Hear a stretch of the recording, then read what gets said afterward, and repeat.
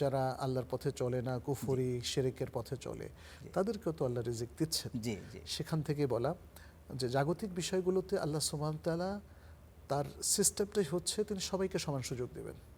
এই সুযোগ গ্রহণ করে আল্লাহ পরীক্ষা করতে চান যে কে আল্লাহর পথে আছে, কে করবে উত্তম এবং কে ভুল পথে আছে, যাতে আল্লাহ যারা সঠিক পথে থাকেন, সত্যের পথে থাকেন, তাদেরকে আল্লাহ পুরস্কৃত করবেন এবং যারা মিথ্যার পথে থাকে আল্লাহ তাআলা তাদেরকে শাস্তি দিবেন। যেমন সূরা আল মুলকের শুরুতে তো আল্লাহ তাআলা বলছেন খালাকাল মাউতা ওয়াল হায়াতা লিয়াবলুয়াকুম আইয়ুকুম আহসানু আমালা। এই ধরনের আয়াত আরও অনেকগুলো আছে।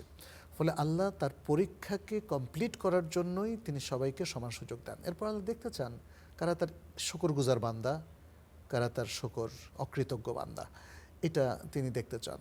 এবং সেই দেখার জন্যই তো আসলে সবাইকে সমান সুযোগ দিতে হবে, তাই না? তা না হলে যদি আল্লাহ যদি দুনিয়াতেই যারা তার কথার ব্যত্যয় ঘটায় কিংবা তার নাফরমানি করে যদি তাদেরকে সাথে সাথে শাস্তি দেন, তাহলে তো সবাই বুঝে ফেলবে যে এই কাজ শাস্তি এখনই শাস্তি হবে, ফলে এখনই আমাকে ভালো হয়ে যেতে হবে। কিন্তু আল্লাহ সেটা দুনিয়াতে করবেন না। দুনিয়ার মানুষ অনেক সময় পাপের সাগরে নিমজ্জিত হয়েও সে মনে করবে যে সে ঠিক আছে। আল্লাহ এই সুযোগটা দিচ্ছেন।